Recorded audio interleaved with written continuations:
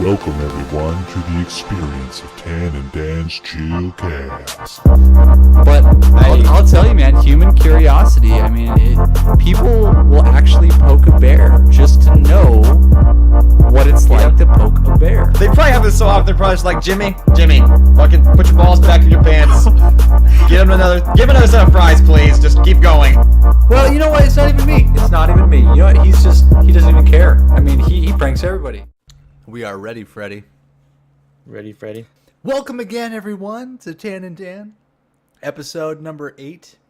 We are talking about stuff and things. We're not talking about games this time. No games this time. You had topics we're gonna talk about. I have a couple offshoots. I was thinking we could do this one or next one, but I was thinking like at some point we could talk about expensive hobby. Not necessarily expensive hobbies that we are doing right now, maybe hobbies that we'd like to get into, maybe things that we've dabbled in that we're like, this is really cool, or this is fun, or I like these things, but just can't afford to do all of them as much as we'd like to, kind of thing. Because I got a crap ton of hobbies - just recreational things that I really enjoy. Mm-hmm. I think we need to talk about motorcycles for one of these podcasts. That's definitely in the hobbies thing, man. There's so many things that I just loved as a kid growing up doing things, and then now as an adult, different stuff.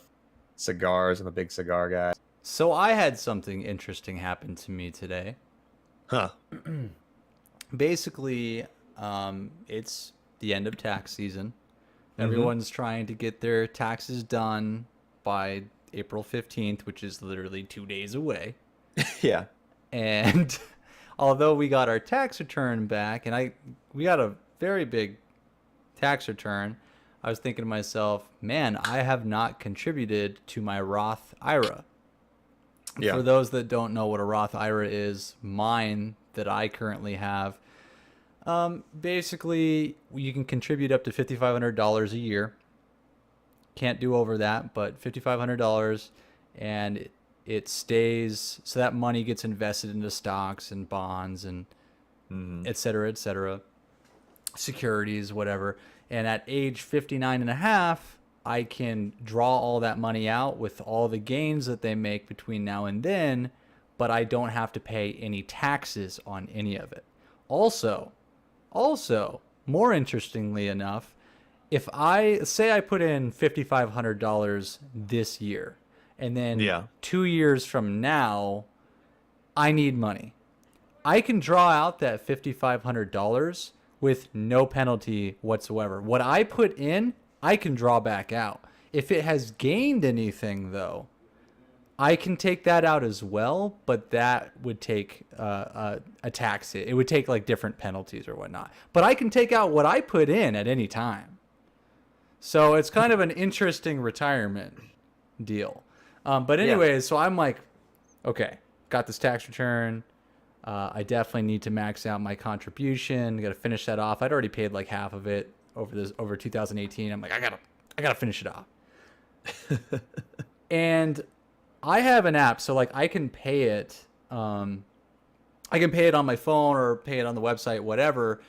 But I've also in the past done it over the phone and had them do it and like give them permission, blah, blah, blah, blah, blah.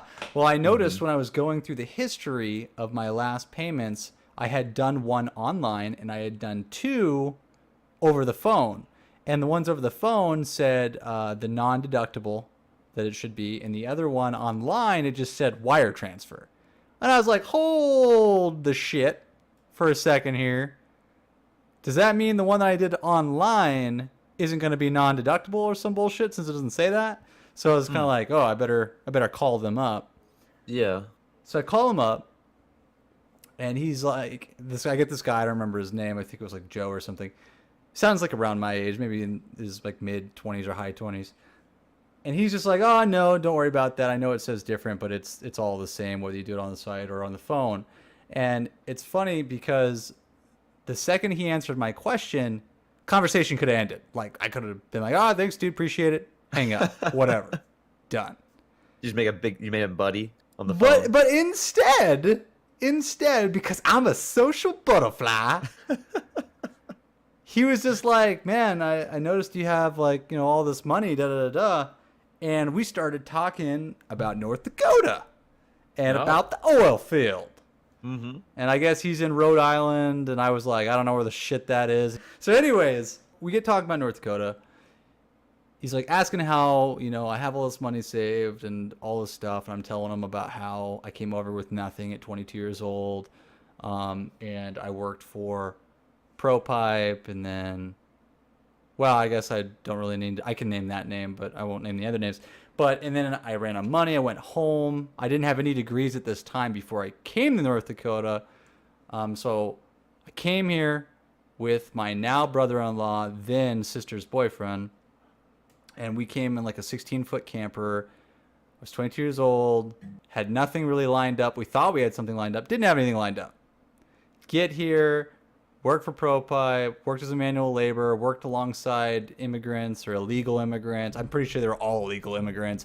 I was the machine. I was a manual laborer. It sucked. It was 15 hours in like negative 50-degree weather. It was the worst, but I made a lot of money. Did that for 6 months. Then I went back home. I finished a 2-year degree, and then I came right back at 23.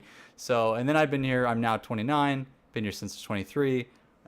Made a lot of money since then, and I was telling him all this. I'm like, man, once you get an entry level in the oil field, once you get an entry level position, you can really work your way up. And I was fine with that. I was fine at the time starting at the entry level and working my way up. I wanted that experience. I wanted to work up from the bottom.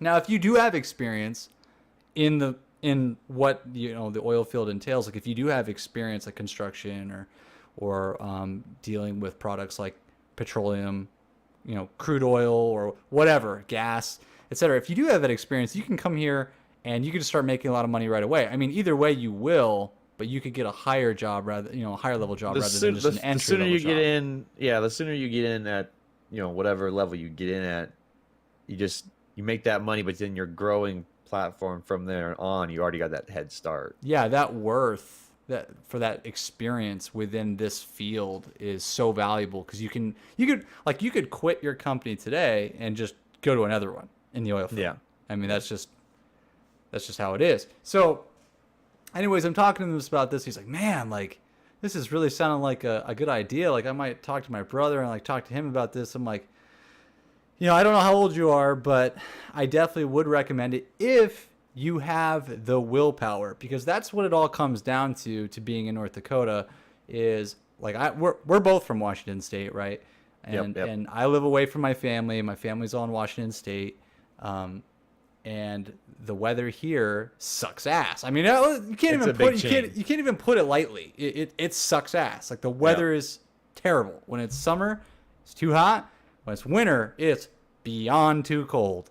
Yeah. And that's just how it is. So if you can, and we work outside, predominantly the entire day, every day. So yeah, so I was telling him, if you have that willpower and you want to set yourself up for life, you might as well do it, while you're younger. Yeah. And so anyways, I thought it was funny that I ended up having my question answered in about 2 minutes of being on the phone, but then I was on the phone for probably an hour and 2 minutes. So, like if his manager like listens to this, he's like, you're not supposed to just bullshit with the people that are on the calling in. You're supposed to answer questions and move on to the next. Like, come on, man. I mean, they do have a rule, I think, where they can't hang up. So sometimes I feel like I just feel this in the back of my mind, like I should just not hang up and just keep talking and just see how long they can go before they get frustrated because they can't hang up. Yeah, you just call, like, vent your feelings. Something happened that day. You just call them up, be like, I gotta talk to you about this. I had a really bad day today. I mean, we'll get to why I called, but I want to talk about this first. Yeah, and then at the very end, they're like, so why'd you call, sir? And be like, I can't remember. Yeah, I forgot. I'll call back tomorrow. Maybe I'll remember. Yeah.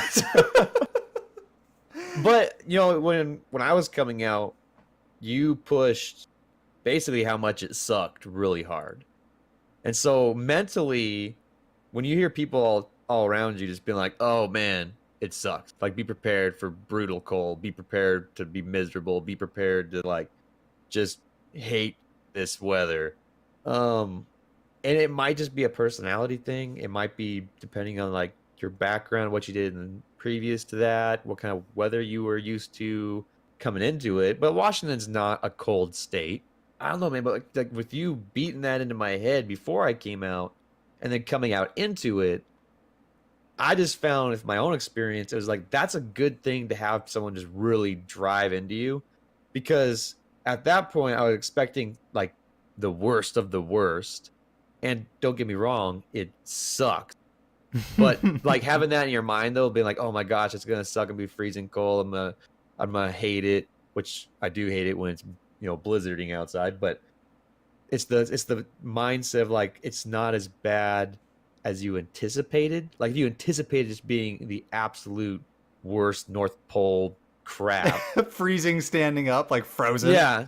Then coming into it, working your field and learning the proper way to stay warm and all this kind of stuff, it's totally manageable as long as once you learn how to do it. You learn how to Not without its risks. Not without its risks, though. It's definitely got the risk stuff. But I mean, like, just as the experience, though, so many people come out here and be like, I'm gonna make so much money. Maybe don't get told about the weather. Maybe hear it be like from one person, be like, oh, it's pretty cold out there, or something like that. But then come out here and jump into it, start in the spring, work through the spring, get their first winter experience, and like, no, they just like leave, they quit, go back home. That's how it is. A lot of people. I think that comes down. I think that comes down to like the mental, preparation of it. Knowing that it's going to be cold, and preparing for that. Getting the proper gear, learning how to layer properly. I think that comes to a big part of North Dakota when you come out here. You just know it's going to suck. Do some research into the proper gear, and expect the absolute worst case scenario you could even picture in your mind, and then double that by 10. And then when it's only doubled by, half, it won't be so bad. Yeah, you went out and spent like $200 of your own money to get geared up for. Yeah, I did, because it's, the stuff they had for my company that provided it was like, it was either summer dash like spring and fall wear, these kind of just like button up shirts and whatnot, or just like all out crazy heavy like blizzard gear, super duper thick, baffin boots and stuff like that. And it was just too much for me. Like I'm sure you'd be completely warm, be able to just sit out and do your job for a lot longer period of time in the cold.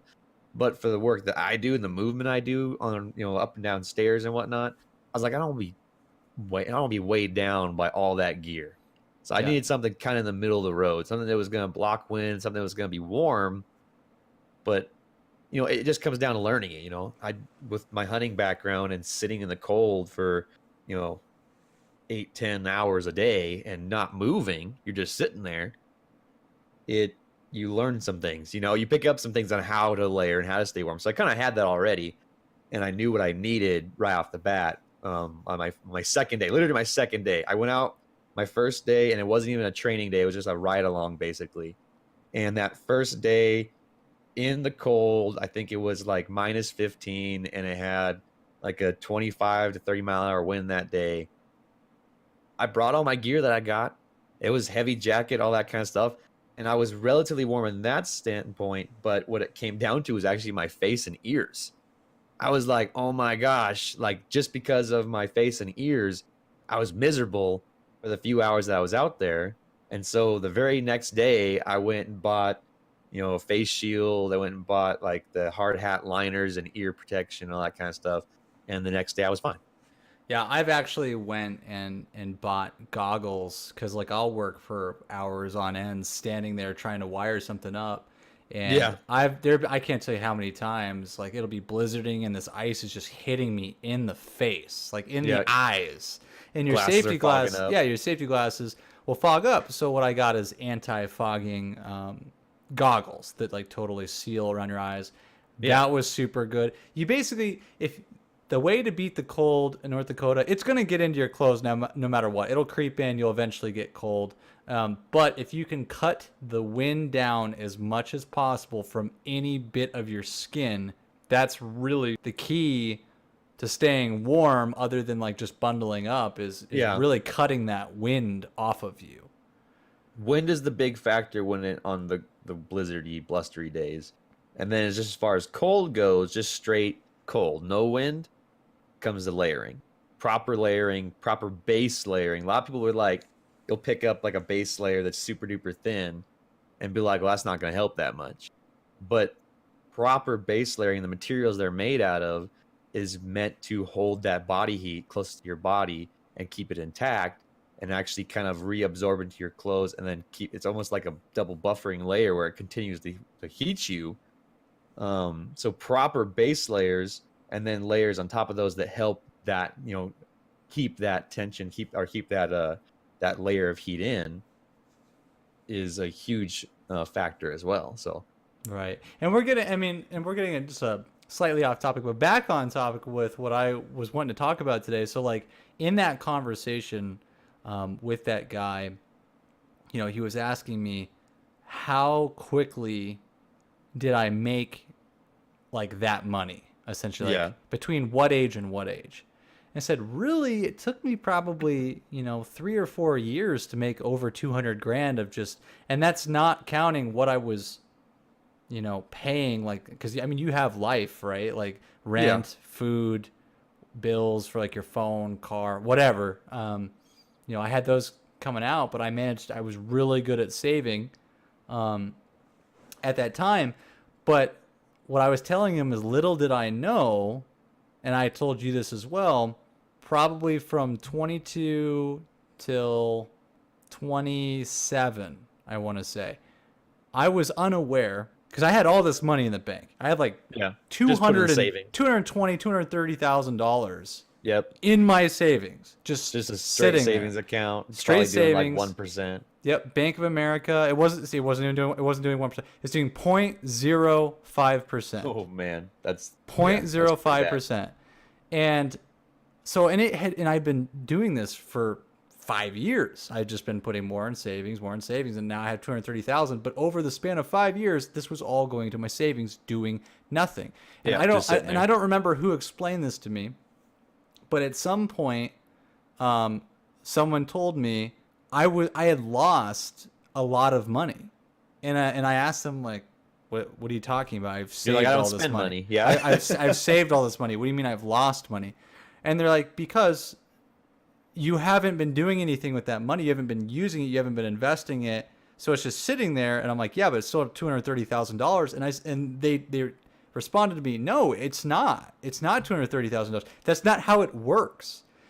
And I'm like, well, what the hell do you mean, dude? Like, it's $230,000 in my bank account. Yeah, I look at my bank account and it says 230,000. I think you're lying. You don't know what you're talking about, bud. I'm like, what are you talking about? Like, and I'm not going to say he doesn't know what he's talking about, but I'm like, enlighten me, right? Yeah. He's like, inflation. Does that mean anything to you? And I'm like, I guess I understand the concept of it, but like, what do you mean about inflation? He goes, well, picture, a quarter. Okay, picture a quarter, right? And I'm like, yeah. There's really no point for quarters anymore, right? I'm like, I guess so, yeah. They're really not worth much. He's like, well, 30, 40, 50 years ago, a quarter was a shit ton of money, dude. A quarter was a lot of money. Mm-hmm. But now, it's trash. It's worthless. And it's going to be the same thing. Essentially, every year, there's a percentage of inflation that changes the value of a dollar to where it's just worth less. Like, essentially, I guess it still kind of holds a value, but it's worth less, Yeah. A dollar then, 50 years ago, is nothing now, but back then it was so much. And now, 50 years from now, a dollar's really going to be nothing. Yeah. So that's like the concept of, like, if you had a dollar 50 years ago, what could you buy? There's probably tons of things you could buy with a dollar if you went to the store. You bring a dollar to the store now, it's like, what can you get, kind of thing, Yeah, like, and it's just, it's so mind-boggling to think that, like, that just, like, totally blew my mind open. I'm like, wait. He's like, yeah, man, think about it. What's 2% of $100,000? I'm like, well, that's $2,000. He's like, yeah, now think 200,000. What is that? 4,000. Okay. And he's like, for the last 5 years, you've been losing like 2 to 3% or whatever inflation was for that year off of what you have in their savings every single year. He's like, you could have lost 30, 40 grand by this point. And I'm just like, holy shit. What do I do, master? Like, what, teach me what I need to do. He's like, well, you need to invest. I mean, it's not that, investments don't have risks or whatnot, but you want to go with safe investments, right? So there's certificates of deposit, there's stocks, there's bonds, CD accounts, money marketing accounts. Yeah. So there's all these things, and it just kind of opened this world to me. And then I listened to a lot of David Ramsey on Audible. I got his books on Audible, and I started listening to him because, I was trying to research, I was trying to learn into this whole investing world. There's a lot to learn. Yeah, and one thing for this tax season, even I learned, tax breaks are essential. So having a house is really nice for tax breaks. So that was one thing I did. I got a house, and because I don't like debt, so that's like my only thing. That's my only debt. Yeah. And I can also literally pay off this house if I wanted to.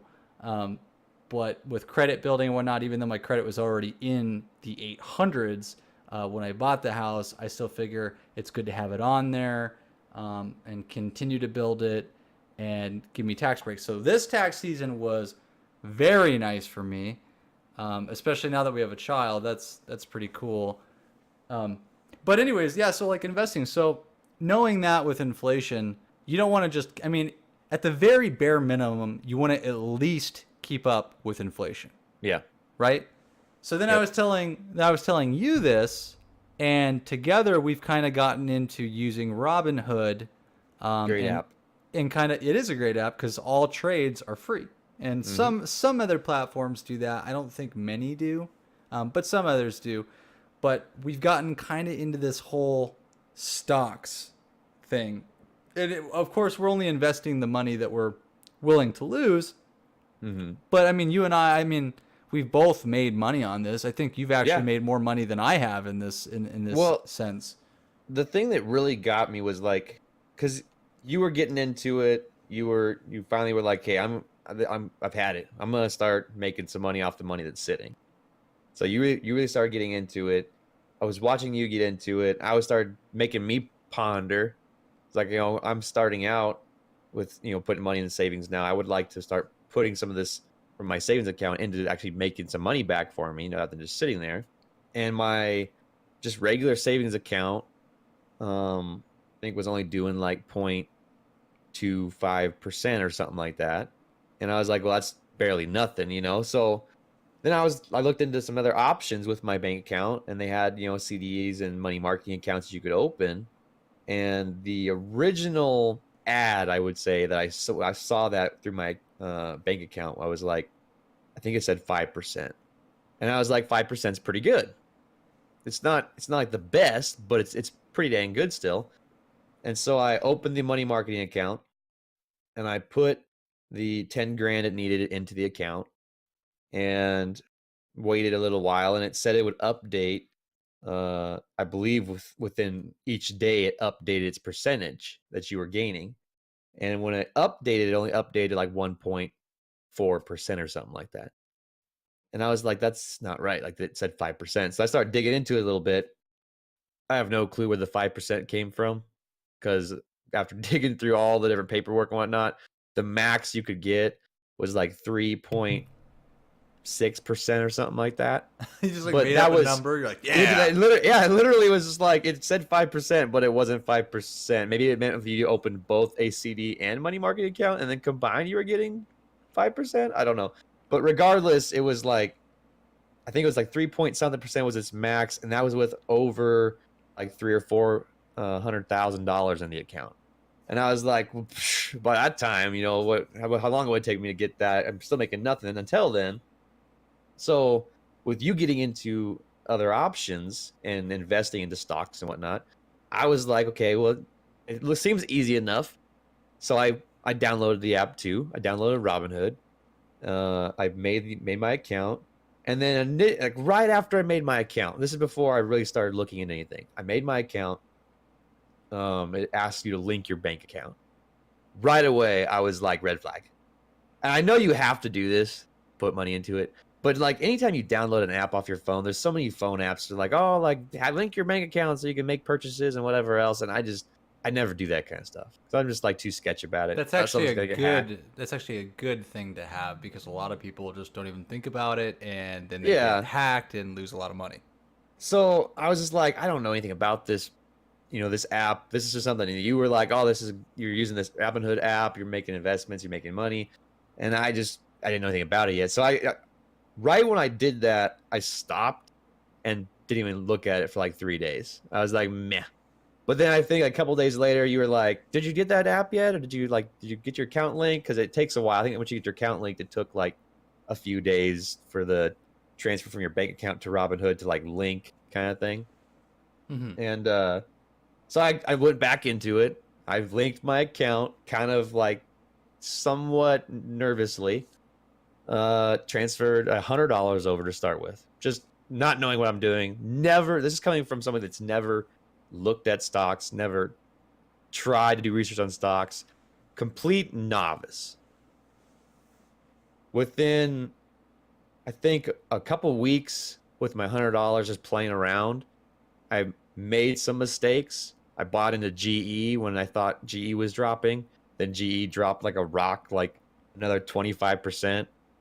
And then was like sitting on that. We weren't sure how long it was going to come back up. That was funny that you did that. My first purchase, because if he had asked me about GE, I would not have told him. I specifically would have told him not to buy that, because I had actually been messing with that stuff, and I knew GE was headed for was going to go bad. Yeah, trouble at that time. It wasn't good. I would also like to point out that like something that you did that was really good actually is, and Dan did this. I actually didn't do this for as long as Dan, but Dan only used a very small amount of money for quite some time. A while. It was probably about a month. Yeah, quite some time, and he was on this app like every day. Mm-hmm.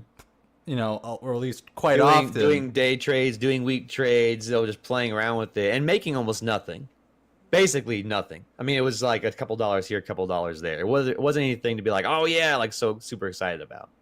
But what it gave me though was the general knowledge that you would have gotten with any other amount of money, and kind of got to learn the app. You got to learn the system. And you got to make mistakes too. And like I said, I made a mistake. I bought GE as my first stock with $100. It dropped like 20%, and there was no good sign that it was going to go anywhere. Like, it was going to go back up. Obviously, stocks go up and down, but there was no sign that it was going to go up anywhere anytime soon. And I was like, I'm not going to sit on my $100 for 4, 5, 6 months just to make my $20 back. Because again, it's $100. So I sold out. I took a loss and went and just put it into something else that was at a low that was going to go back up, and I made my $20 back. And it just took some playing time. So after that short term of time, a month, okay, coming from a complete novice, only playing with $100 into this app for a month, learning the system, I went and deposited, I think it was like $500. Again, not that much. And then the next step I did was to just go find some cheaper stocks that were on a down. And this app actually shows you a list of the most the highest percentage of movement of stocks up or down. Has a list of them that you can go look through.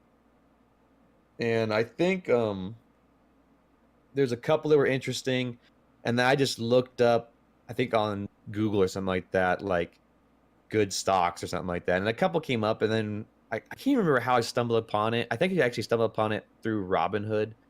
I saw one called Plug Power that was, at the time, I think it was like $1.60 or something like that. And I didn't know anything about it. Didn't know anything about it. Like, again, novice, just kind of digging around, just doing some of my own personal research.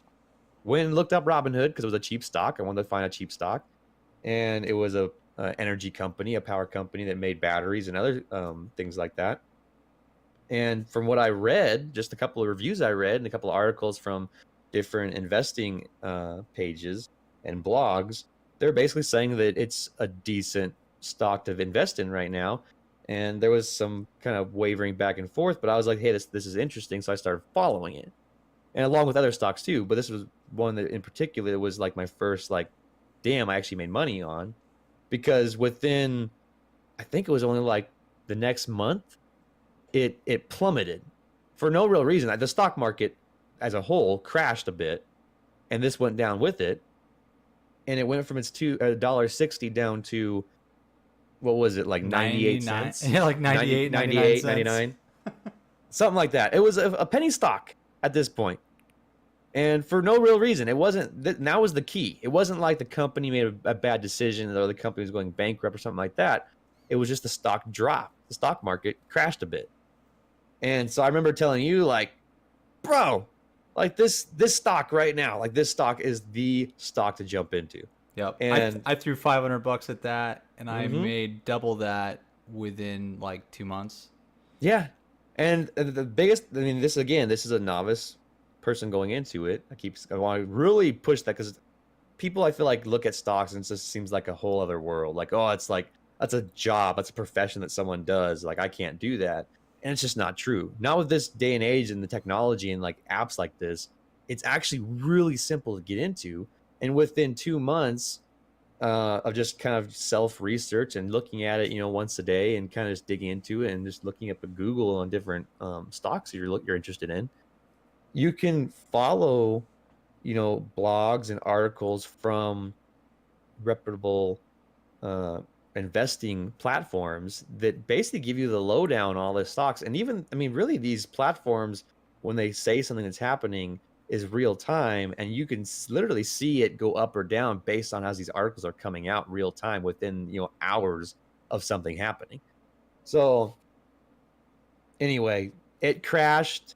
I wanted to jump in. It was the weekend. Again, this is a learning experience. Stocks are closed on the weekend. And he told me he was going to jump in this with me. He told me he was going to do this. Like I said, I put $500 in my account, so I had $600 at this point. And I was going to put all $600 into Plug Power at its 98 or 99 cents.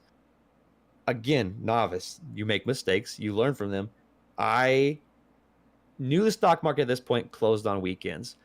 I knew it opened at 8:30, but not being super like vigilant on it yet, not really having like a timeline, getting into a habit of checking it every morning. I was like, okay, it's the weekend. On Monday morning, I'll get up and I'll invest my $600 into it before it does anything. So Monday morning came around, I forgot about it. I think I remembered right around like 10 o'clock, 10:30 or something like that. And I opened my app, I looked at it, and it had already gone back up like 20 cents. It was like $1.20 something. Which is actually a huge gain already if you think about it. If it's under $1, 20 cents is over 20%. Yeah, like that's huge. So now imagine putting like money into it, like 30 grand, and making 20%. That's a huge gain. So that's I was $6 grand, man, right then and there. I was already butthurt about it, but I invested my $500. Time goes on, things move around, and within, I think, the next month, I had put in 10 grand into my Robinhood account, and off and on investing into Plug Power when it went on its dips and then going back up. I think the point I'm getting at, I'm kind of rambling on for a long time on one stock, but basically the point I'm getting at, within I believe it was 4 months total from when I actually started as a novice to learning the system, putting money into my account, and then investing that, I actually made money back into my pocket, like just under $3,000. And then what really hit me, and this was the point where I was like, okay, this needs to be said. Basically, we need to talk about this. was that $3,000 with the money that I invested in it was a ridiculous amount percentage wise to what I would have made if I would have left it in a safe, what people consider safe and like easy and what they can accomplish, money marketing account, CD account, or something of such at its 3% gain a year. So I would have made in the same amount of time, not in the same amount of time, take it back, in a year's time of this same money that I invested, put into a savings account, a money marketing account, making its 3%, or I wasn't making 3% because I was under that. I was making 1.4%. I would have only made, I think, around $200 to $300 in a year. And I made $3,000 in 4 months. Now, granted, Dan's taking on more risk though in this situation because it's his fuck up. He's not a professional. Yeah, so that's true. So it's his fuck up if something happens, right? And then you lose that money. And if you're super careful about it, even then it can turn around on you Mistakes and can be made, yeah. bite you in the ass. So and you had that. And I had that happen to me. Yeah, I had a stock that was going very, very well, and everything looked up on it. It had an extremely strong fourth quarter that I predicted. So I bought in with $30,000 thinking that it was going to have the best quarter it's ever had. Guess what? It did have the best quarter it had ever had. And you know what happened? By all rights, made a ton of money. And you know what happened? It tanked. In December, everything tanked. I think everyone knows this. When it all dropped.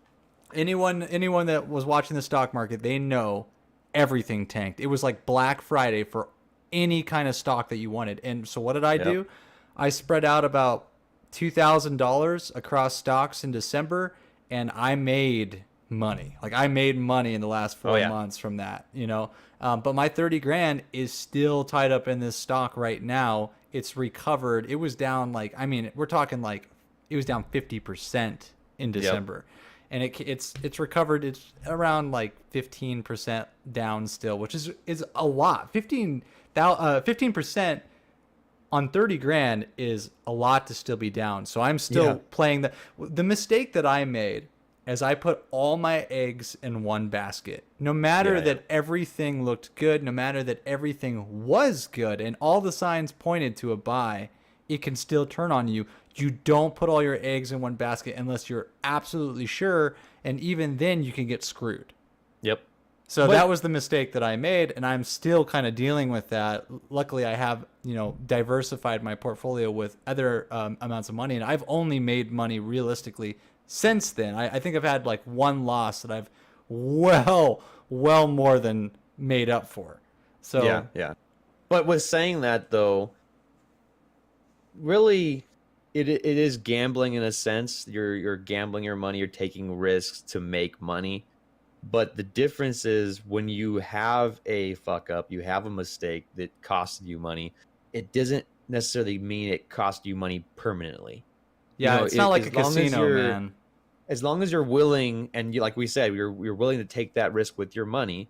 You're willing, you want to invest money that you need. Obviously, this is money you're putting away long term. As long as you know that going into it, and you're willing to sit on that money for 1 year, 2 years, 3 years, 10 years, if something happens, then you're relatively safe, because in reality, whatever stock you put in it and something happens should, in theory, depending on what happened to that stock, climb back up to where it was at some point, if not over, in the future. So you should be able to get your money back out of it. Yeah, and there's no guarantee, but stocks really do go up and down. Like that is totally normal for them. So given enough time, theoretically, most will go back to where you started realizing a loss. As long as you sit on it. It's a really big mind game. So I'm going to explain here what I've done with my money. So I have quite a bit of money from being in the oil field for the last 6-7 years, and I haven't just diversified a portfolio that like I play with. Like no, I've done that obviously, but that's not all that I do. You spread it out a lot further too. Yeah. I have, I put $15,000 into a college fund for my son that can be used for anything regarding schooling. and I can't remember exactly which stocks that go into. I think maybe it goes into the index fund. I can't remember, but there's a lot of benefits with that. So I did that. I did a brokerage account, which, according to David Ramsey, he's saying like mutual, not mutual market accounts, but mutual like market fund accounts. Kind of, it's a little bit different. Like a mutual market account, I think guarantees you like, what would you say it was like 2 something percent, something like Yeah, that. it was within the, if you had enough money into it, like if you had your kind of money into it, I want to say it was in the higher, like high twos, almost threes, depending on what kind of service you were with. Right. So what I went with was just like a straight brokerage account. I can pull that money out anytime, put money in anytime, and it does all the investing for me. And then I can decide if it wants to be if I want it to be aggressive or kind of mediocre or like safe. And when I say safe, I mean it keeps a lot more money in cash and bonds, because the way that I was explained to is stocks are your offense. They can make you the most money. Mm-hmm. Bonds are your defense.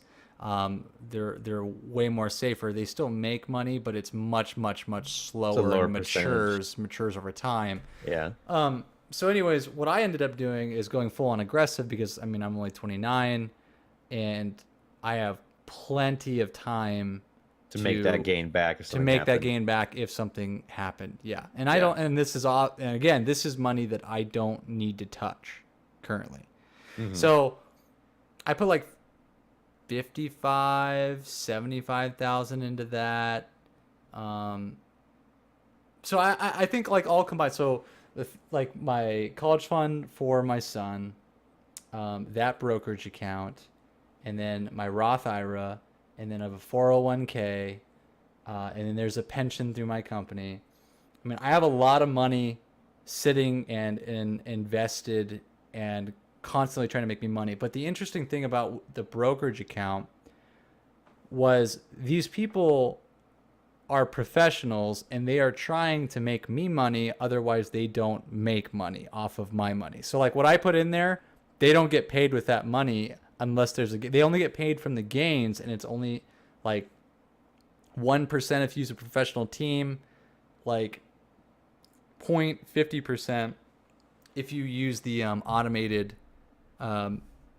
system, which I use automated system because I asked them specifically for honesty, like, oh, who makes more? Is it the professional teams or the calculations? And they told me really it's kind of either or, you know. Sometimes the professionals make great guesses and they make 15-16% return one year, you know. Yeah. Sometimes it's the other way around, you know. Sometimes they only make like 5 or 6%, and the calculated deal makes 15-16%, you know. But David Ramsey was, you know, from what I learned, is David Ramsey says it averages about 12%. So in 12% of a couple $100,000 every year, man, I could go for that. You know, so they're only getting paid if they're making me money, right? And my money's doing nothing if it's sitting in a savings account. So I pretty much have given it all over to that. You know, I've spread it out. I'm making sure that I'm doing my retirements maxed. I've got 2 different retirements. I might even do a third one, you know, if I make even more money in the future. But I really recommend, and I've been saying this to you, Dan, and I don't know if you've actually went down that route since I've been talking about it, but I really do recommend that when you do get more spare money is to go that route if you haven't already. Oh yeah. No, it's definitely like you said before, diversifying. Diversifying. Yeah, that word. Your portfolio is the basically the way to go. That's what you want, is to have things spread out to where you're making money in different settings, making money in different areas. That way, if something does crash, you're not losing. It's not your whole portfolio dropping in one drop. You know, it's not, you know, like these 3 stocks, the stock market crashed and all of a sudden you're screwed. You're spread out in a lot of different areas. You're still making money in those areas that help kind of balance that out. Oh, and I just thought of, I actually did open a special savings account with the same people that do my brokerage account, and because it's tied to my bank, and that offers, I think it's 2.8%. So 2.8% keeps up with inflation. I put 20 grand in it, and I'm just like, if I ever need money, like right now, super quick, like pull out with a card quick rather than having to wait a couple days, I've got 20 grand. Yeah. You know, And, and that's keeping up with inflation. That's a good point too. And I kind of having that option is good because I ran into a situation just recently where I had basically another tidbit for people that like to use credit cards is when you get a new credit card, a lot of times they kind of get you with that, no APR for the first 12 months or the first 18 months or whatever. But you hit that 12 or 18 months and then you get all of that percentage just dropped on you, right? Everything you would have paid up to that point just dropped on you. So the kind of secret to play the game is for every time you start running out of that, your 18 months or 12 months or whatever, you would just go and get another card with another 12 or 18 months that has a balance transfer on it. And you would transfer your balance from the card that you have to that new card. So you're able to pay off your debt through credit cards if you have debt without paying the percentage, that they would take out of it. It's funny that you know this. Zero. It's funny that you know this because I know a guy that really likes to travel. And I mean really likes to travel. I think he's been to 70% of the countries on this planet. Like, I mean, it's just crazy how much he travels. But the way that he does it is he makes a lot of money, what he does. But at the same time, he plays that game. It's all credit cards. He plays the credit card game, but he does it for points in miles. So he really makes out for free doing this. Yeah, he super makes out for doing this. He saves himself just astronomical money. Astronomical. Not only with the credit card game of not having to pay that interest, but also with the miles and like flying first class from points and stuff like. I mean, it's just. I mean, it was crazy what he was telling me, and it's a very real thing. You just have to like kind of understand how to do it. It's really not that hard. No, it's not. Yeah, but you just got to kind of understand how the game works. That's what I feel like. That's how life is. There's a whole bunch of different games that you just once you learn. Yeah. And they're not hard to know. They're not hard to learn either. It just kind of comes to getting your foot in the door and figuring it out, or someone telling you. I had somebody tell me this with my credit cards, like, hey, you don't have to pay that interest rate if you do it this way. Very simple thing. It does hurt your credit every time you open a new card, but you're doing it once a year, once every 2 years almost. So it wasn't that big of a deal. But the problem coming with this is everything has kind of a downside, and the downside with this is I'm not a big spender. I don't have a ton of debt, but because we were doing this for a long period of time, you do kind of slowly build up debt because you're like, I'm not paying any APR. I don't have to pay it off as fast. And so little things here and there, it does add up in the card. So if you're a person that struggles with that kind of stuff and struggles paying things off in a timely fashion, it could almost hinder you and cause you to gain more debt than what just one card at maxed out would have gave you. You might have a couple cards that all of a sudden, like, you keep balance transferring over, and all of a sudden you have like $5,000 instead of the, 2,500 you would have had on the first card. So there is a kind of like a just general, if you're going to play the game, you need to know the risk as far as what your personality is and not to go overboard. But, it's just that same concept goes over a lot of stuff when it comes to money in life.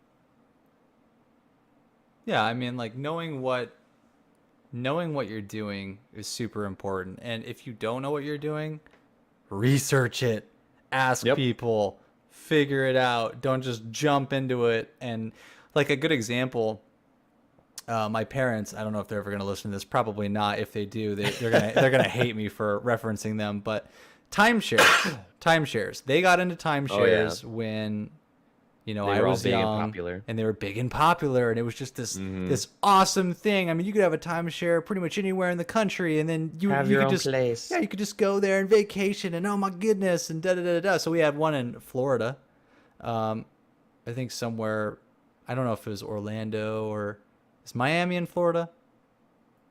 I'm so bad with geography, but anyways, let's just not talk about those kind of things. We won't sound so dumb. So they have a timeshare in Florida, and they have a timeshare in Kauai, which is an island in one of the islands of Hawaii. Regardless, basically, we did use them. We did use those timeshares while us kids were growing up. But once you're done using them, essentially what you have to do is rent them out to somebody. And I think one of them you could rent out. Basically, someone just takes your week for the year, and they use that, and then that pays for pays for the money that you would have to pay them. Then you don't have to pay that for the year. Mm-hmm. One of those timeshares could do that. The other one could not do that. I don't remember the extensiveness of it all, why the other one couldn't do it. I think it was the one in Florida that couldn't do that. But then you're just stuck paying on this timeshare, like for years. I mean, we've been growing up, I'm 29 going on 30, and I don't think we'd used the Florida one since I was 8. Yeah.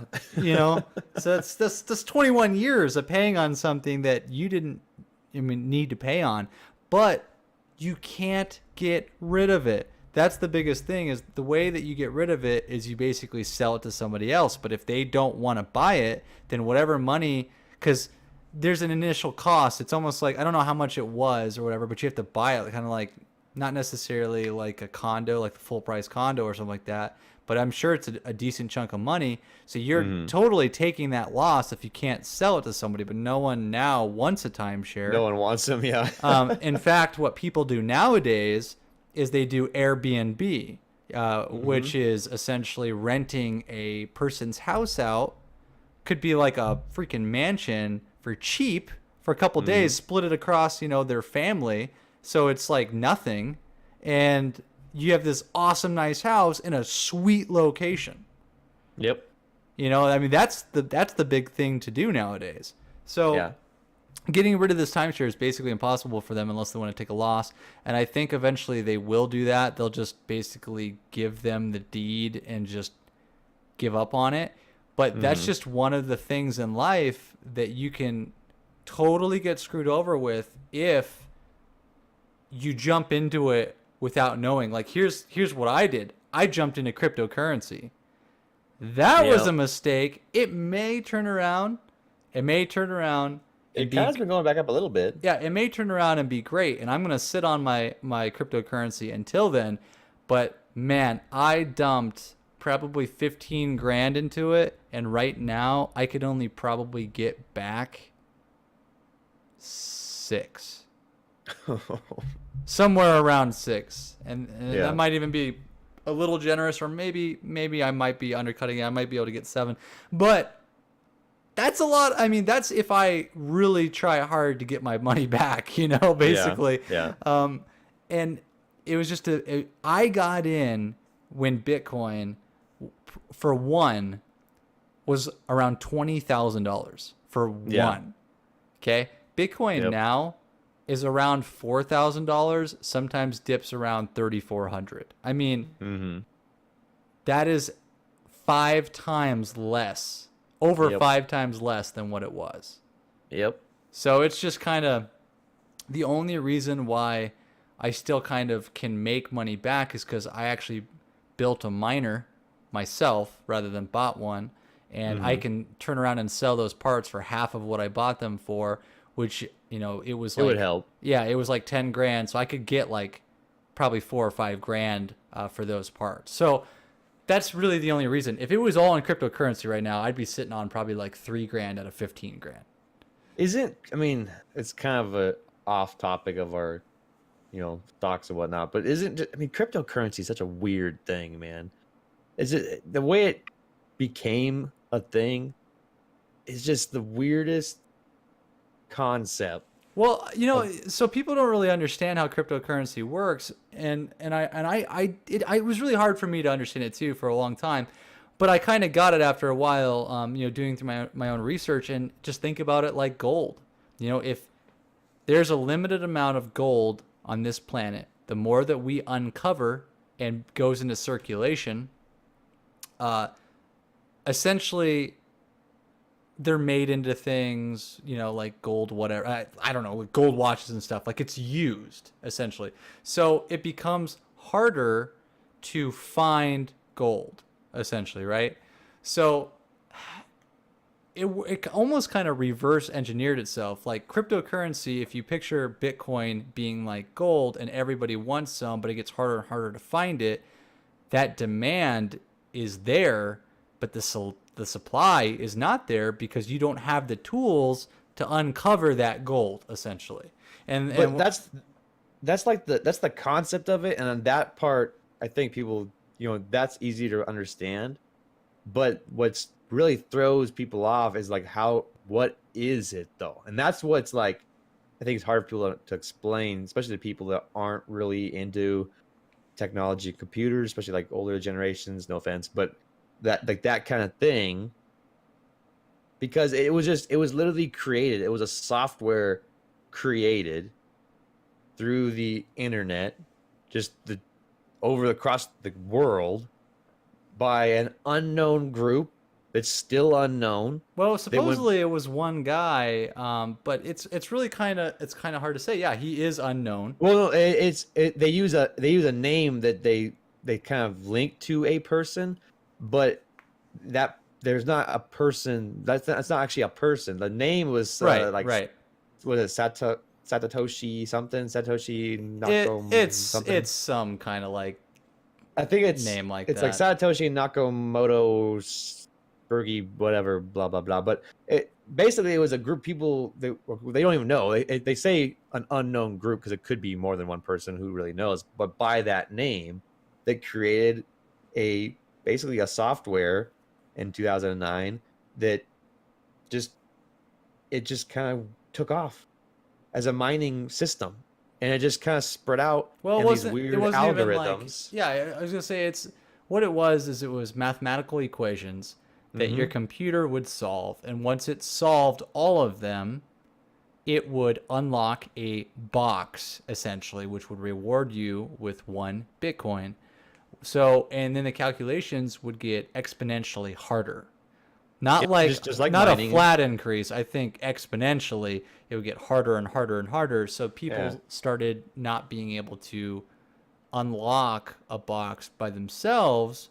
So they started developing software where they could do mining pools where multiple computers would work together solving these equations, working together, and then they would each be rewarded with a piece of the Bitcoin, which is what my mining rig was doing as well. It was selling essentially its computational processes and being rewarded with Bitcoin. It was helping solve these equations. And that's where that mining system kind of comes into, as far as like the gold terminology, where you can kind of relate to that as, because it was like back in the day where you could go like the gold rush and whatnot, all these people and farmers and their brothers going out into mine gold to make their riches. It was a lot easier then. There was a lot of gold around to be found, and that's why it was the big boom of gold rush. Bitcoin was the same. It kind of just like it was a game almost starting out to find these algorithms and unlock with these mathematical equations, and it became harder and harder. It's basically like gold dwindling. There's less gold in the earth to find. There's less Bitcoin throughout the internet to find as well. So it got harder and harder and harder. But guys and girls, you got to understand that if you think about gold like this, gold, if you found gold, you could pretty much go to most countries on the planet and it's valuable. It'd be worth, It's valuable, right? And it's flat currency almost. Like you could go there and give them gold and you would get money back. It's worth something in all these places.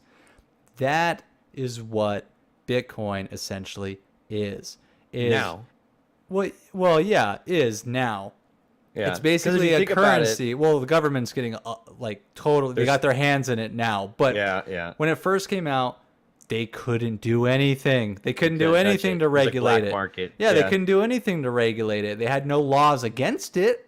Like there were no laws against it, but they could not regulate it. So it's like gold that isn't physical, that you can transfer anywhere in the world like that. Like that. Yep. And buy things. Anywhere. Actually, Anywhere. the black market used Bitcoin for a lot of things. For black market goods, they would sell those for Bitcoin. And because it was non-traceable, there was non-taxable, obviously. Dark market, black market anyway, it's not taxed, but that kind of thing, it's not traceable. So when it finally did blow up, because before Bitcoin was like pennies on the dollar. It was worth nothing. It was literally just some weird currency It was that less no one cared about. than a penny. It was like Yeah. a fraction of a penny. It was literally it was nothing. It was garbage. No one cared. And then for whatever reason, and I don't know why, it just skyrocketed. And when it skyrocketed to, like you were saying, it was like $20,000 for one Bitcoin. And people could have bought, hundreds and hundreds for, nothing, a couple dollars. That's what drove the government crazy, because all of a sudden now you have all these people that had lots of Bitcoin from just smart people with their equations and wanting to do it as a game that they could sell and have hard cash. Whether country you lived in, you'd have that in cash that wasn't taxable because it was nothing. It was like private trade. Yeah. And that's what crazy. really drove them nuts. That's why they freaking were like, nope, none of this. They made up whatever laws. Yeah, I start mean, taxing it. think about all the people that would love that, not only to avoid taxes, but also the people that are like, how much is this going to be worth in the next 5 years? Or you could basically use it as like a laundering scheme too, man. You just buy Bitcoin with dirty money and then go sell it for clean. yeah, I mean, it's just ridiculous how many things that you could use it for, which again isn't good for the governments or whatnot. Like they don't like that, but everybody else, I mean, that's why it blew up. But it was kind of like a bubble, or at least it has been. Yep. I mean, it popped, that bubble popped and it Yep. plummeted 5 times less. It's still a lot. It's still astronomically a lot. And if anybody is getting into it right now, and they didn't get in when it was 20,000, they're getting into it right now, this is probably a good spot to get in, because now it's kind of plateaued. It's kind of evened out, I should say. Yeah. It's kind of corrected itself, and now it's kind of pretty stable. So you can kind of treat it almost like stocks, and then it has its disadvantages and its advantages. So, but I made the mistake of jumping in when it was high. That was another mistake that I made. Again, That was before you even got into Robinhood, though, right? Yeah, that was way before then. This was when I was like, I need to do something with my money. I need to do something. But this was before I had taken any advice or done any research about good investment decisions, though. This is all before that. Yeah. Because really, that was like right now, anybody that listens to this be like, hey, I need to do something like that. Don't be rash about it. Take your time, do research, download Robinhood or whatever other app you like. Robinhood's a really good one because it's, like we said before, it doesn't charge you any fees for transactions. It's really beginner friendly too, with all the updates like you can read about, like articles about. Yeah, they actually post articles. Any stock you look at, you click on that stock, and when you scroll down, it'll link under that stock any article out of the top articles, like Motley Fool, other stock trading, what am I looking for? News people, those kind of pages. It'll link those articles under that stock. If they have anything to do with that stock, they mention it at all, it gets linked under that stock. Yep. So you can read through all that and see what the news is, what's going on with that stock. So you get interested in something like that, you can click on it, go click on the news articles underneath it, and you kind of get a general idea of where that stock's going. Did it dip recently? Why did it dip? Well, it tells you. Much like Nova. And biggest advice, I think you would agree with this, is study those articles and watch that stock. Yes. And this another thing that I've been telling some people that have been asking questions is, don't be worried to do just like a couple $100. Like, I think $500 is like a decent amount to start out with if you've never done anything with before. Spread it gives out. you enough to spread out a little bit. Yeah. Get to kind of play around with. Do like $100 here, $100 there. Plus, this is my biggest thing. When you actually put money into a stock, you watch that stock more closely. So you could say, oh, I'm gonna watch stocks for a little while, but not have any money invested in it. I found it was a lot harder to kind of keep track of things and keep interest in it without having any money invested. But as soon as I put my $100 into something, I was watching it daily. I was watching its graphs. I was watching how it moved. I got actually into the habit of knowing what its highs, what its lows were within a couple of days, like It's kind of common the highs average and of how it lows. went. Yeah. Yeah. And again, everything climbs and goes. It'll climb for a ways, like for no reason, and it could fall for no reason. But you kind of get its averages. So when you do see a drop, it's untypical for it. You're used to that. You saw what its typical average was, and now it drops, say, an extra 3 or 4%, and there's nothing stating why. Those moments are really good moments to invest in, because if there's no reason why it dropped, it was probably just a fluke, something in the algorithm of stocks and whatnot, of how everything's buy and sell. Someone just sold out and it dropped a little bit, and it'll go back up. Yeah, So don't treat it like oh my gosh, it's gonna plummet to the ground, just sell yeah, out. Like there are some people that do that. They do stop losses and whatnot. Like if it goes down like 2% or whatever, that's what's gonna hurt you over time. It'll auto sell out. And you can do that method too. You have to do what works for Almost you. as a safety mechanism. But you it is can kinda do hard. that too. But I feel like you're gonna use that for riskier stocks. It's gonna be a crutch, and it'll probably end up biting you in the butt. Yeah, But you can use, but just because we're talking about things dropping, Nova's a really good example. Nova was a like a $260, $250 stock. It was a vaccine company, and their vaccine failed its third trial, and it plummeted down to like 50 cents, like 50, 60 cents. Now, most people are like, oh my gosh, that company just failed. I'm not going to invest in that.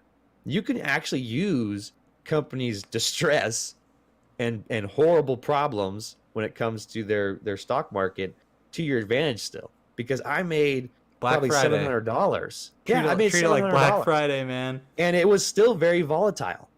But if you watch it, for a couple of days, I got the general price. It was kind of bouncing up. You'd watch it in the morning, it would climb, and then it would just drop in the evening. And then it would kind of climb in the morning, and then it would drop in the evening, and it would kind of climb in the morning. So when it dropped in the evening, I went and put in I think it was like $5,000 into it. And then the very next day it climbed, like 6-7 cents, and I sold it and made like $400 just in one day. And that's and the biggest thing, though. I did it a couple times back to back. That's the biggest thing, though, is you sold that money. Well, or you were sold talking that about mind games. Yeah, it is a mind game, is a because mind game. you watch it going up and you're like, oh my gosh, I'm up like a couple $100. Oh my gosh, I'm up $1,000, and then you just let it keep going. And don't get me wrong, that can work out for you, but I will tell you right here and now, stocks go up and down. What goes up typically comes down. So it's just, if you don't sell it, you don't make that gain. In my mind, people tell me, oh, I got gains on this, or oh, I got losses. Well, in my mind, you don't have those losses until you sell out. You don't have those gains until you sell out. And then once you do that, you still have to bring it out of that app to your bank account to actually realize the full to realize the full gain. I just made $1,000 off, I think, Plug Bauer, in fact. And I actually forced myself to bring it out. Actually, I made $1,200. I brought it out, forced myself to bring it out, and I bought a Samsung 10 Plus phone. I had a Samsung 5 for the last 4 or 5 years now. I needed a new phone. I forced myself to do it. I don't regret that decision, because a lot of people will reinvest that money, and there's not a problem with that. But sometimes you have things that you need, and if you never bring that money out, and it's always like you could lose that, you could lose that money, or it could be tied up. You might not be losing that money, but it might be tied up, and then you can't get stuff that you need. That's a very good point, as far as because I have a perfect example of that same scenario with Aurora Cannabis, as a company that I invested in early when I kind of saw some gains that were going to be coming, and the gains did come, and I was up, I want to say $1,100 or something like that. And in my mind, I was like, I should really sell this right now. But it was moving steadily every day up another 3%, another 4%. And I was like, I know this is gonna be the cap it's going towards is not reached yet.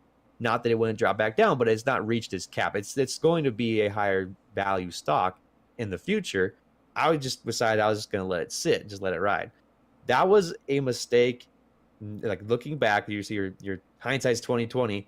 Because if I would have sold at that time, made that $1,100, it has twice now dropped back down approximately, I want to say like 15-ish% on several occasions now, to a point where I could have bought back in. It would have been a lot higher than what I bought in originally, but I could have bought back in.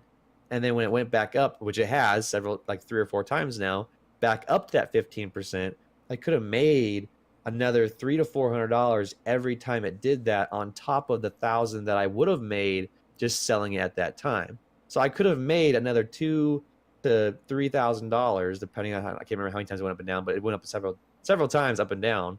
I could have made another $2,000 to $2,500 off of its ups and downs, but instead I'm still sitting on the same investment that's gone back down, that I refuse to sell at its current price right now, because it's only like 600, till it goes back up to a more comfortable price of where I know it's going to go now. So it's not that you lost any money in the scheme of like, oh, I invested and then I sold out for a loss, but you are losing money by not making those decisions to sell out at peaks. Yeah, and that's one example there. The best example I can think of is my coworker he sold his house. He had over $200,000 into Oasis at like $7.80 or $8, something like that. And this stock went up somewhere between $14 and $16. I mean, he was up literally like double what he basically doubled his money. I mean, we're talking over $200,000. He was somewhere around there up. Yeah. And I told him for, I think, an entire month or two, sell it.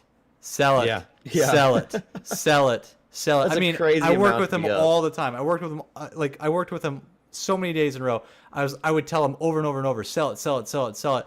And he would keep repeating to me, oh, well, they'll take 30% in taxes. If I hold on to it for a year, I'll only take a 15% hit. I'm like, I don't give a shit. Sell it. Sell it now. Sell it and give me 10 grand and thank me when it goes down.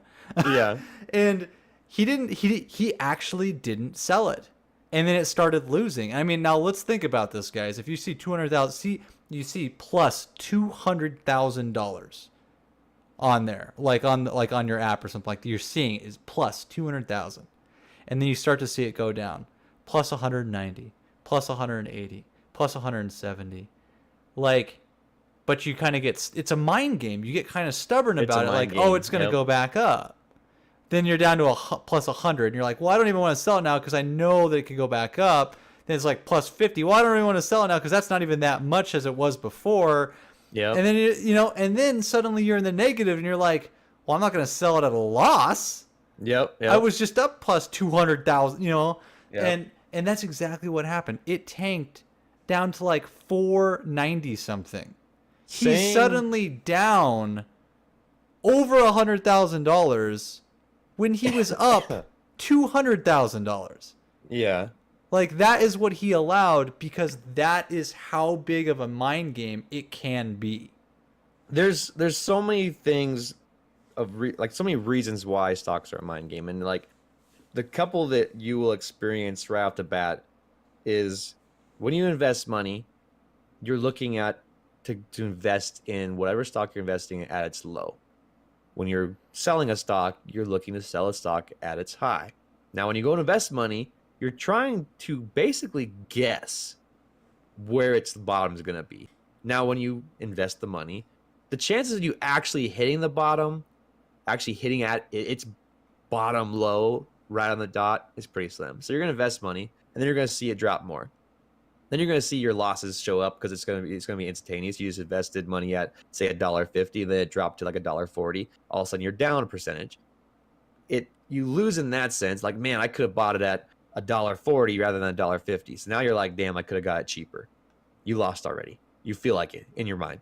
Now, when it finally goes back up and then you sell, you made a gain. You say it went up 10%. You made a good gain off what your investment was. You made money. You won, but then you see it continue to climb.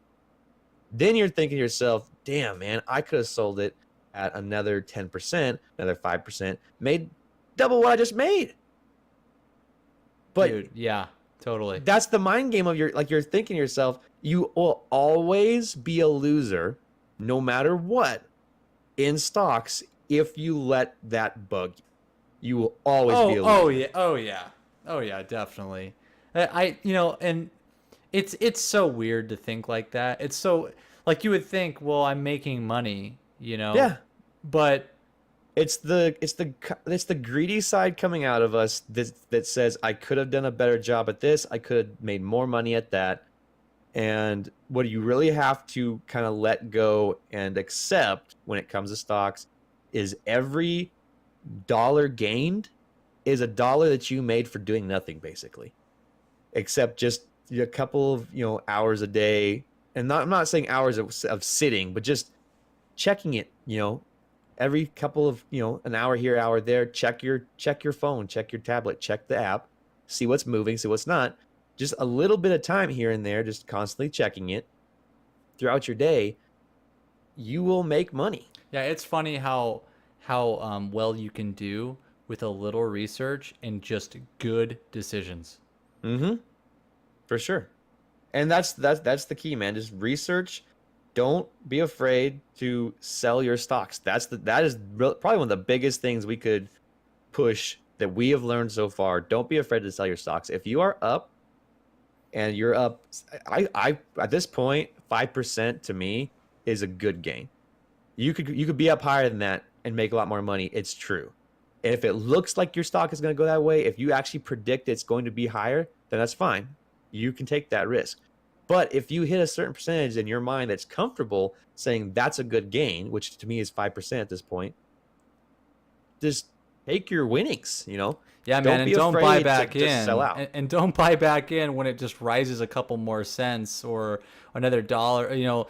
That's another thing is you sell out, you make that money, and then it starts going up again. You're like, oh my gosh! So you buy back in with all that money, and then it tanks. You just lost. You actually lost because you bought back in at a higher price, and then it tanks. Yeah, exactly. And there's so many little variables that you will kind of pick up and learn. But the couple biggest things is don't be afraid to sell your money. Don't buy back in over and over again. I think a lot of people do this where they have like one specific stock that they like and they'll buy a little bit in. And then the next paycheck, they'll buy more in. The next paycheck, they'll buy more in. As this stock is progressively getting higher because they see it continually going up and like, oh, I'm going to make more money by putting more money into this. But every time you do that, you are diluting your base price per share of each stock. So instead of having say 50 shares at $1 and it continued to climb, say $2, $3, $4, and you kept buying every paycheck, then all of a sudden you diluted your shares. You might have say like 200 shares, but now they're diluted down to, or up, I should say, they're diluted up their share price per average to say like $2. Yeah, definitely don't do that. So if you're gonna use like a brokerage, like if you use brokerage, people that actually do the buying and selling for you, if you give them money like every month or every paycheck or whatever, they're going to treat it the way that you should treat it, and that's dollar cost averaging. So essentially, like, let's say you buy in, they buy you in at $1 for whatever, okay, and then it goes down to 80 cents and you've now given them more money from your paycheck. They're going to buy more at that 80 cents because that brings your share cost down. That's a good average. And it's a good average, yeah. So that's what you want to do. You don't want to be necessarily buying in when it's and bringing your share average up. You would only really do that if you were sure that it was going to continue to go up and up and up and up and up and up and up, and you might as well get in now. And you know what I mean? Like, that's when you would do that. I feel like that's riskier. You definitely want, to me, in my mind, anyways, you would go the other way. You would try to bring your share average Yeah. down and buy when it's low and sell when it gets high. Yeah. I mean, if you really believed that a stock was going to be like vastly Like higher Amazon, like in the Amazon future. stock. Yeah, like if you really believe that a stock was going to be vastly higher within the next 12 months, I can understand a long-term investment, say like you're planning out 2-3 years to continue investing in that stock if you actually believe it was going to be higher. But with stocks that are volatile, that go up and down like crazy, it is the worst thing you can do to dilute your shares to a higher price. So the key to that point would be, don't dilute your shares to a higher price, sell your shares at a higher price when it goes up, and just wait patiently till they drop back down and buy back in at the price that you were originally or around. Or find another stock and investigate your options, because you're not locked to just one stock. There's so many. Yeah, there's a ton, and I've completely raised my hand on that. I have found what you kind of get. You get into like say 3 or 4 stocks and you watch those stocks religiously and you buy and you sell and you buy and you sell. At a certain point, stocks kind of hit a lull. They hit their kind of, I wouldn't call it peak, but they kind of hit their like point of average where like the company as a whole it's got to make some moves now, and it may take them a couple years to really kind of like say we're going to grow more. They kind of gets a point where they kind of just settle in at the price of that company. And to really diversify your portfolio and kind of continue to make good money, you need to find companies that are growing now, at decent rates, or had just recently crashed that aren't going to go bankrupt of any kind. They're going to get back up to where they were because they just had something happen, that they're going to have to rectify and fix and then continue on. Those are the companies you want to look at. The companies that are making their moves and progressing and growing is where you're going to make your money. But that also plays into effect of, you got to know what you're trying to do. You got to know if you're going to invest long term. You got to know if you're going to invest short term. You got to know if you want to do a little bit of both. You have to know what you're doing when you're investing, like the companies that you're going for. Like we typically go for high volatile. High volatile, because that's where you can make your money the fastest. That's also where you could get screwed the fastest. But that is what we're comfortable with, because as long as you make good decisions, as long as you don't pick wrong, I guess I want to say. Yeah. I mean, we've actually been doing pretty darn decent. And you are going to take hits. You are going to take hits, but that's expected, right? So all you have to do is do better than you do worse. And I'll tell you right now, there's one particular company called Canopy Growth that me and Canopy Growth hate each other. It's just a fact. We don't like each other. I've invested in Canopy Growth 4 times now, and every single time I have made the wrong decision. No joke. I'll be blunt. I've made the wrong decision. It's gone down, and I'm like, it just dropped from its average. It's typical. I've been watching it for a long time.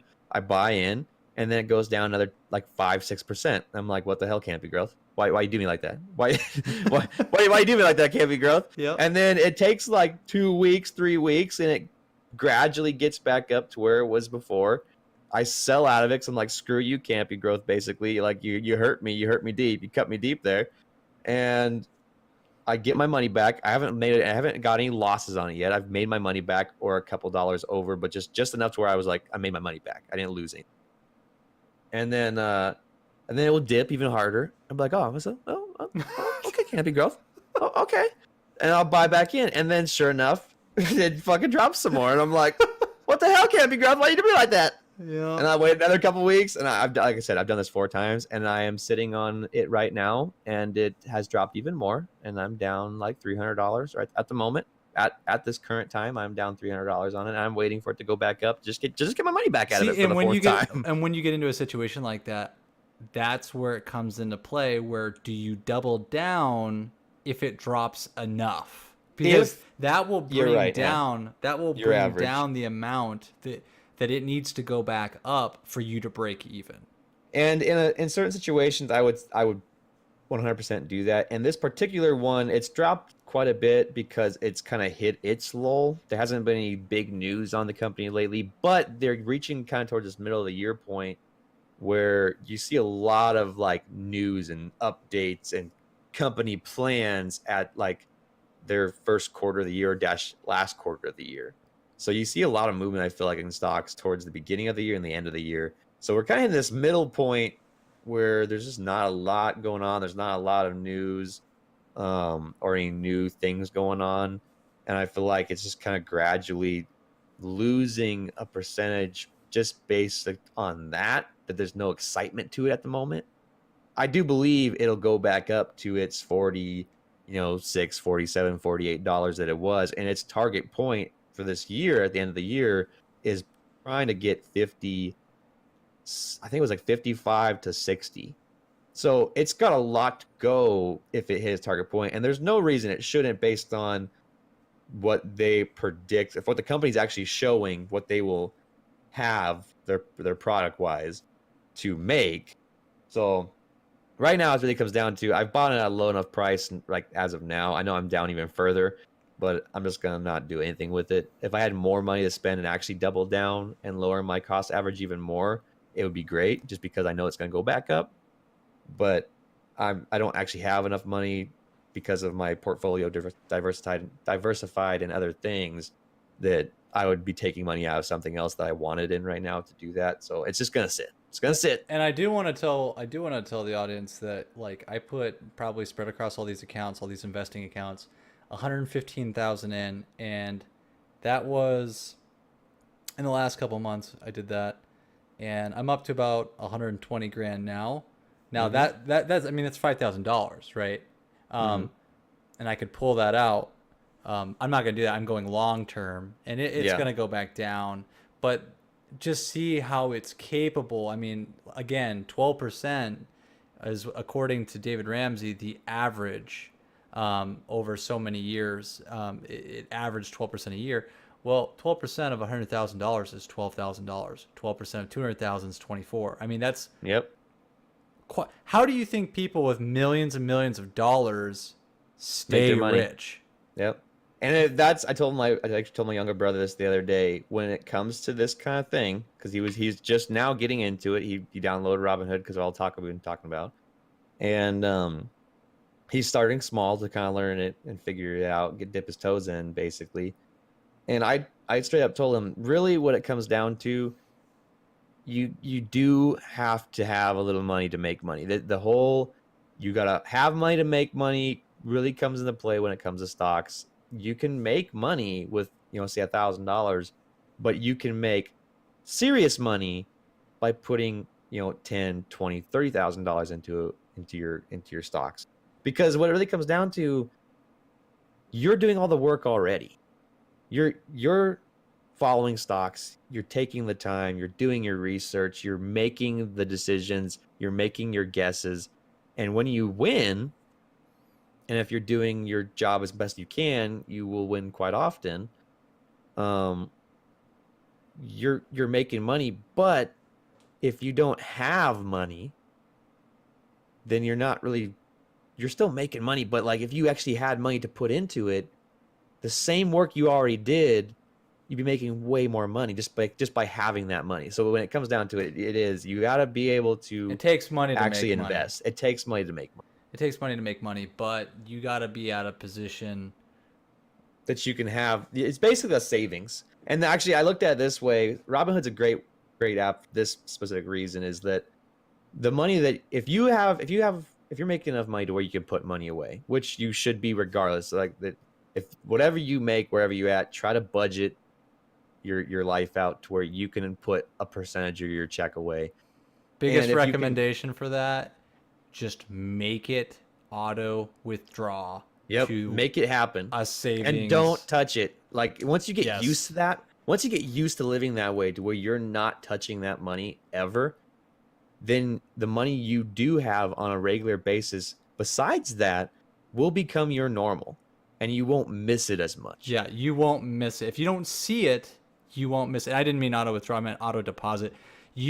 Just whatever your check is, take like 20%, 30%, whatever you're comfortable with, and everything else you can still pay bills, still live like Yeah, you go decent, live. whatever, or Figure that out. yeah, yeah. Yeah, again, say make sure you have a little bit of spending money for your own stuff to buy little things here and there that you want. But If you yeah, don't whatever you see it, can. you will not miss it. Yeah, and then if you can get that to work out to where you're putting money away into account, whatever that money is, if that's your savings account, and I'm talking savings account for long term, savings account for your house in the future, you're talking 10, 3, 20 years down the road, 30 years down the road, retirement, whatever your account is meant for, take that money and smartly invest it, whether it's safe investments, whether you have an investor do it for you, whatever the case may be. But if you have that money that you're not going to use and you've comfortably figured out your budget to where you know you're never going to need that, put that money into investments of some, because letting it sit at, like we've talked about before, the 1%, maybe 2%, possibly 3% if you have a lot of money in an account, is not going to be anywhere close to what you would make off of either doing stocks yourself or of having somebody like you're doing with your average of 12%. I mean, think about it the same way as that's literally quadrupling your gain rather than just having it sitting in an account doing nothing. But there are also other things that coincide with this. Like when I was saying earlier, for the whole brokerage thing, aggressive, or mediocre, or passive, defensive, essentially. It matters how old you are. If you're trying to make money quickly and you're just going aggressive, there's risks involved. Yeah, it goes up and down. It's going to go with the super volatile stuff. It goes up and down. You might be down immediately for like 2-3 years. So it really depends on your age, like what your goals are, what do you plan to buy in the future. Like this is kind of stuff that I don't even think you've really thought about just so far just yet. Because like for me, I put all this money into aggressive because I know, I mean, we're like I said, I'm at 120,000 now, because I know when I'm retired or as I get closer to retirement age, it's going to have gained. I don't know how much by that point, but it definitely in the next 20, 30 years will have gained. And you might change your stance on it. You might change it to be more of a safer alternative as you exactly get older, as I'm getting older, because I might not want it to take a heavy hit as I'm going to want to need, to use that money. Yeah, exactly. So this is, that there's a lot that goes into this stuff, but believe it or not, it really isn't that difficult to learn as long as you ask people, do a little bit of your own research, just kind of look into it, because don't do what I did. Don't just let it sit. 22 to 26, 27 years old with over $200,000 in their bank account that's doing 0.05%. Don't do that. I was seeing like 20-something dollars a month gained in interest. 20-something dollars, which is like, what, 200 and something at the end of the year? Yeah. Like with over $200,000, I was only getting like 200-something dollars at the end of the year. Dude, 12% of 200,000 is $24,000. It's a huge difference. Getting a year. It's a huge difference. Make your money work for you. Do not let it sit there. Keep what you need. Put aside what you might need. Everything else, invest it, and then decide what you're comfortable, like how to act with that investing. Aggressive, kind of in the middle of the road, or passive aggressive, passive, more defensive. Yeah. and then the stocks thing, honestly, what Dan and I do, doing this like stock things ourselves, that's the riskiest. I want to say out of all of them, that is the riskiest way to go. So you only do that with money that you're like, I'm not going to miss that money. You plan on putting that away. Miss that money. And not in a loss completely way, but just as you may not see like any returns up for years. Like you're not going to take that out for just give yourself like 2 years. If you're willing to let that sit for like 2 years plus, then it's okay, because you might actually have run into that problem where you're just sitting on it. You make a bad decision, you put your eggs in one basket, and it just drops, and it's whatever, it just sits there for a long time. It might take 2 3, who knows? But There's no Dan's telling. saying that because he's a little bit weathered now of like knowing how this all works. For anyone that has never done this, go into it with a mindset of like, I could lose all this money.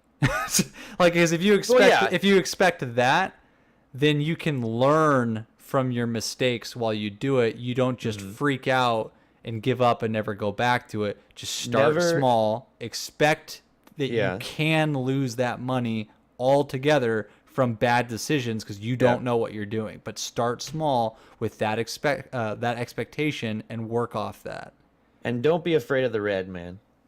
Don't be afraid of the red line when you're down. Don't freak out. Don't sell out all your stocks and take your loss just because you thought it's just going to continue to drop. Unless you are like in your soul, you just know that it's just going to drop like another 50%, or you read an article that the company's going bankrupt or something like that. Then do you, man. But some people go off hunches. Some people do go off hunches and they do well. Because you got to remember it's based off what you see. If you watch it closely and you know the highs, the lows, the average, whatever, and it kind of sticks to that, I mean, it does become decently predictable. Yep. And now that we've said all this, and now that we've talked for a long time and told you exactly what you need to be doing and told you exactly what is the best way to do things, I'm gonna say right now, don't take anything we just said as gospel. Yeah, don't take our advice. We're not professionals. We're newbies too, but we've learned quite a few things as the noobs, and what we've basically learned over this time is that it's not as hard as you think it is. That's what it comes down to. It's not as hard as you think it is. I guess take our advice in the aspect of like, this is our experience, this is our knowledge, this is what we've learned. Take it and grow. Maybe it'll help you. Yeah, maybe it'll help you out. And maybe you'll have questions in this aspect, but definitely do not like Dan said, take it for gospel, like where this is fact, because you might learn things that it's different we from don't our know, experiences. or it's just different, than what, exactly, different from our experiences. So it is different for everybody. For Dan and me, it's relatively been the same, but we also work together on this. And we've kind of grown together on this. And we're buying a lot of the same stuff too. So yes, exactly. So even our experience with like our loss and gains are kind of coinciding. So yeah, like Dan said, don't take it as gospel, but definitely open up your world to this if it is not already there. Yeah, if you can afford it, and some people are in situations where they can't at this time, but if you can, it's something that every young person or old person, if you haven't gotten into it, starting as young as you can, you're going to really appreciate it. As young as you can is super pivotal. I mean, you can do it at any age, right? But the younger, the better. I'll tell you when I was 22, it's not that I didn't really give a shit about this stuff. I mean, I really didn't give a shit about this stuff, but no one told me and I didn't care to think about it, right? I just focused on saving. But if somebody had opened my eyes back then, I would be so much further ahead right now. 5 years. Think that. 5 years. Yeah. I would be so much further ahead. Which may not... It's funny because that... Not to continue on, but it's like... That may not sound like a ton. Like, you might look at that and be like, oh, like, I may have had, like... I don't know, like $100,000 more, $200,000 more. Like, it's like a lot. But now, if you take that $200,000 and go like 30, 40 years that you had that money making money for you, you're talking a huge amount more money. A huge more money just because you started 5 years sooner.